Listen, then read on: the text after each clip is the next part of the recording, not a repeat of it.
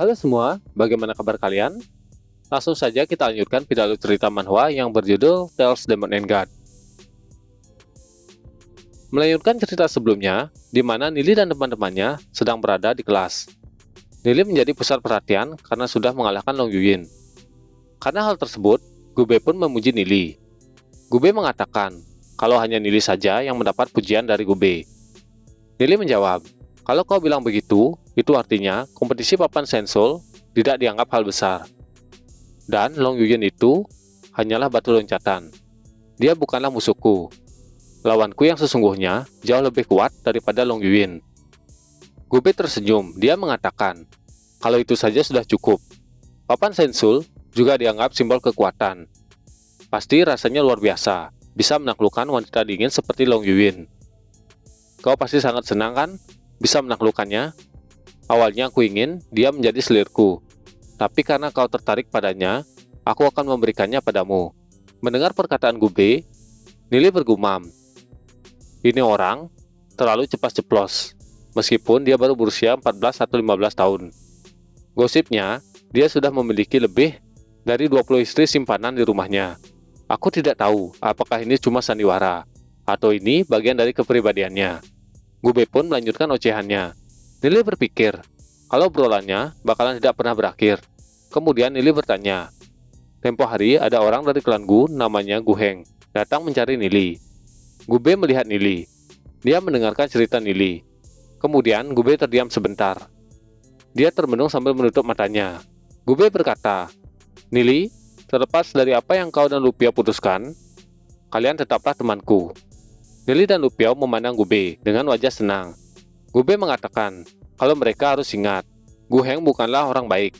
Sebaiknya kalian menjauhinya. Tapi kalau dia sampai merekrut kalian menjadi bawahannya, Gube berharap kalau mereka berdua masih menjadi orang yang Gube kenal. Nili menjawab, kalau dia sudah menolaknya. Gube pun terkejut, kemudian dia tertawa gembira. Gube mengatakan kalau Gu Heng itu pikirannya sempit. Karena kalian sudah menolaknya, maka kalian harus berhati-hati dengan rencana liciknya. Nili bergumam, padahal semua orang di sini pikirannya sempit. Nili berkata ke Gube, aku tidak khawatir dengannya. Kami akan terus berlatih. Setelah mencapai alam Heavenly Pit, kami akan menyimpan pit soul kami di balik jiwa. Dengan begitu, nyawa kami akan aman. Gube mengatakan kalau dia benar-benar mengagumi Nili. Mulai sekarang, kalau ada sesuatu yang kau butuhkan, katakan saja padaku, aku pasti tidak akan ragu melakukannya.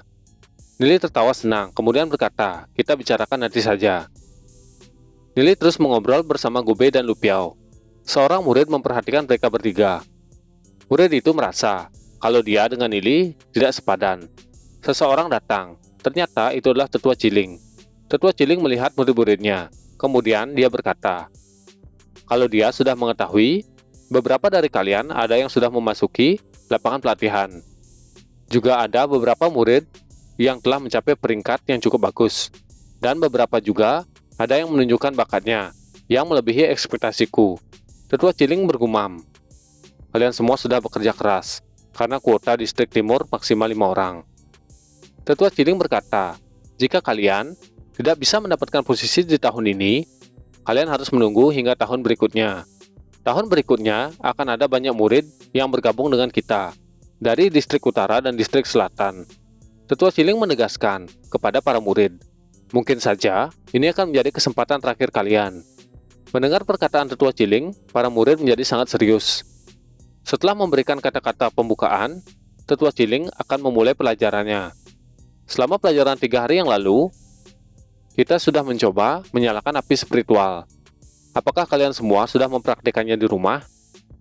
Jika kalian sudah berhasil menyalakan api spiritual, silahkan lapor padaku. Menyalakan api spiritual adalah salah satu kartu yang bisa kalian gunakan untuk memasuki distrik timur. Lupiao pun gelisah, karena dia belum ada mempraktikannya di rumah. Tetua Ciling mengatakan, pelajaran hari ini mereka akan mempelajari bagaimana cara memperkuat tubuh. Seorang ahli bela diri yang kuat, pertama harus memiliki tubuh yang kuat. Hanya dengan begitu, tubuh bisa mengandung jiwa yang kuat. Akan tetapi, memperkuat fisik bukanlah hal yang mudah. Tetua Ciling menjatuhkan alat yang sangat berat. Para murid terkejut. Tetua Ciling menjelaskan, kalau itu adalah pemberat pelindung lengan. Sama seperti namanya, benda tersebut diisi dengan beban yang sangat berat. Beban tersebut dibagi menjadi 5 bagian. 250 kilo, 500 kilo, 750 kilo, 1000 kilo, 1250 kilo. Masing-masing dari kalian harus memilih dan menggunakannya. Dan kalian juga tidak diperbolehkan menggunakan energi langit. Kalian hanya diperbolehkan menggunakan kekuatan fisik kalian. Lu Piao terkejut mendengar berat bebannya 1250 kilo. Walaupun dibanting seperti itu, tapi lantainya tidak retak.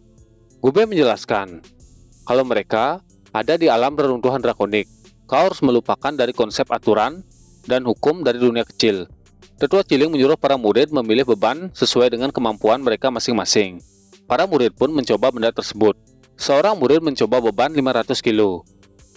Dia mengangkatnya, tapi benda itu tidak berhasil diangkat. Tetua Ciling mengingatkan kepada para murid, kalau mereka tidak boleh menggunakan energi langit. Karena itu, jangan salah memperkirakan kekuatan kalian. Murid yang sebelumnya memilih beban 500 kilo memaksakan dirinya untuk tetap menggunakan beban tersebut. Dia berusaha sangat keras. Murid lain keheranan, karena kebanyakan dari para murid memilih beban 250 kilo. Lu Piao mempertanyakan, apakah bebannya seberat itu? Long Yuyin dengan wajah dingin berjalan ke arah pemberat pelindung lengan. Long Yuyin berhenti. Dia memperhatikan benda-benda tersebut. Setelah berpikir, Long Yuyin mengenakan pelindung lengan. Tetua Ciling hanya memperhatikan. Long Yuyin memilih beban 750 kilo. Dia merasa tidak sulit baginya untuk mencari yang sesuai. Tetua Ciling bergumam.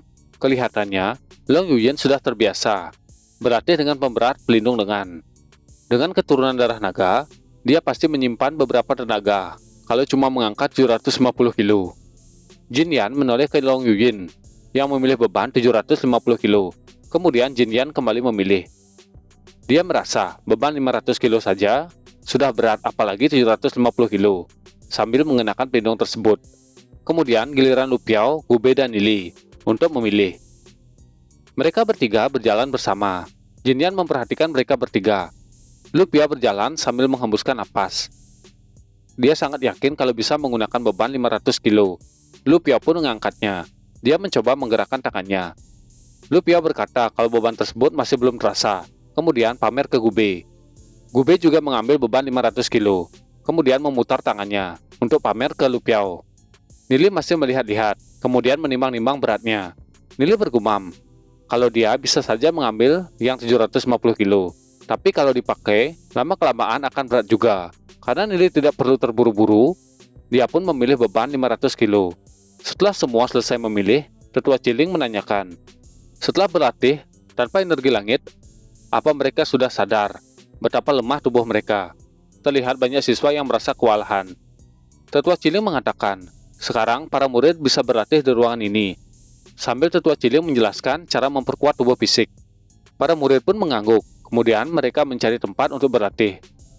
Mereka mencoba membiasakan diri menggunakan pemberat. Ada yang mencoba salto, ada yang mencoba membiasakan pukulannya. Lu Piao mencoba memutar-mutar lengannya. Tetua Ciling menjelaskan, saat berlatih tubuh, bernapas adalah hal terpenting. Menarik napas dalam-dalam, lalu menghembuskannya secara perlahan-lahan. Memperkuat tubuh fisik juga merupakan sebuah teknik untuk berkomunikasi dengan langit. Jadi saat tubuh fisik kalian kembali subur oleh energi langit, maka tubuh fisik kalian akan menjadi lebih kuat. Begitu tubuhmu menerima nutrisi dari langit dan bumi, saat itulah kalian menjadi kuat. Tetua Ciling terkejut. Ternyata, Nili mencoba berdiri terbalik dengan menggunakan tumpuan satu jari telunjuk. Tetua Ciling yang melihat hal itu bergumam, mempertanyakan apa gunanya berdiri dengan satu jari, dengan beban di tangannya. Teknik penguat tubuh macam apa ini? Tubuhnya dikendalikan di satu posisi. Auranya juga sangat tipis, bahkan hampir tidak terdeteksi. Tetua Ciling terus memperhatikan Nili, kemudian menyadari sesuatu. Nili ini tidak diam begitu saja. Meskipun tubuhnya tidak bergerak, namun otot di seluruh tubuhnya bergetar. Luar biasa. Teknik penguatan tubuh macam apa ini? Seorang jenius memang lebih menonjol dibandingkan yang lain. Sebaiknya aku tidak mengganggunya. Tetua Ciling pun memperhatikan murid lain. Dia mengatakan, semuanya lanjutkan latihan kalian. Aku akan memandu kalian. Long Yuyin menghembuskan napas. Dia terus memperhatikan Nili dari kejauhan. Tetua Ciling kembali berkata, kalian adalah para jenius yang memiliki akar spiritual langit. Itu sebabnya, kecepatan pemahaman kalian juga lebih unggul dibandingkan yang lain. Tahun ini, banyak para jenius yang sudah melebihi ekspektasiku. Tapi kalian harus banyak menjauhi kesombongan dan ketidaksabaran. Perlu diingat, bahwa di dalam runtuhan drakonik akan selalu ada orang yang lebih kuat daripada diri kalian sendiri. Kalian mungkin berbakat di dalam sakti bulahi, akan tetapi masih ada banyak sakti lain dan para jenius yang terus berlatih di saat kalian beristirahat. Mendengar hal itu, Lu Piao terkejut. Tetua Ciling menegaskan, tujuan kalian adalah harus melampaui mereka. Setelah memperkuat tubuh kalian, selama beberapa jam, kalian harus membiasakan diri kalian dengan kekuatan kalian sendiri. Sebentar lagi, para murid akan berlatih bertarung. Masing-masing dari kalian harus mencari pasangan sparring untuk berlatih 1 lawan 1. Sebaiknya, kalian memilih pasangan yang kekuatannya sebanding dengan kalian. Tapi ingat, ini cuma latihan, jangan terlalu berlebihan. Lu Piao tertegun kalau mereka akan latihan sparring. Gubei mengajak Lu Piao untuk berlatih bersama. Lu Piao pun setuju, karena dia juga tidak mau berlatih dengan Nili. Kekuatan Nili terlalu di atas rata-rata. Nili berkata, kau bertarung dengan Gubei, cepat atau lambat kau pasti akan tahu batasanmu. Seorang murid wanita menghampiri Nili. Dia merasa kalau Nili belum ada teman sparring. Nili pun terkejut.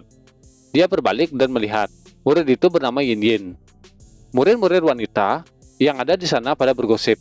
Kalau Yin Yin langsung nyerocos saja. Yin Yin berkata kalau dia juga sedang mencari teman untuk berlatih. Kemudian mengajak Nili berlatih bersama. Nili pun setuju. Nili mulai berdiri dan akan memulai latihannya. Tiba-tiba, seseorang menyuruh Yin Yin minggir.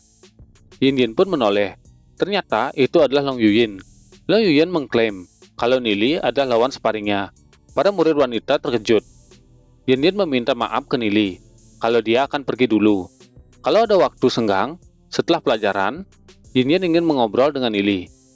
Nili menjawab, mungkin lain kali saja. Wajah Nili yang sebelumnya rileks menjadi serius. Long Yuyin melihat Yin Yin sudah pergi, kemudian dia menatap Nili. Mereka berdua saling bertatapan. Suasana pun menjadi semakin panas. Bagaimana kelanjutan ceritanya? Jadi kita akan lanjutkan pada video selanjutnya. Jangan lupa like, komen, dan subscribe. Terima kasih.